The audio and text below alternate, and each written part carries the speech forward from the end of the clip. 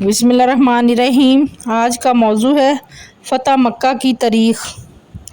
اس میں بڑا اختلاف ہے کہ مکہ مکرمہ کون سی تاریخ میں فتح ہوا۔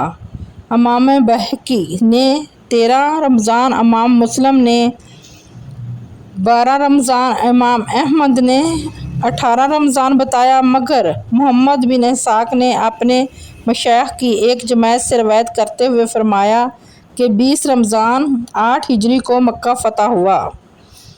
مکہ فتح کی پیش گوئیاں اور بشارتیں قرآن کریم کی چند آیاتوں میں مذکور ہیں۔ ان میں سے سورۃ نصر بھی ہے۔ چنانچہ خداوند کریم نے ارشاد فرمایا۔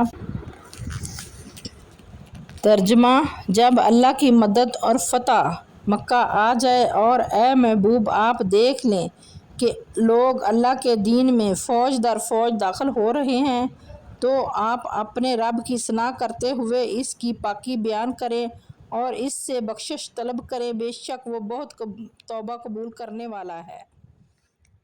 سبحان اللہ۔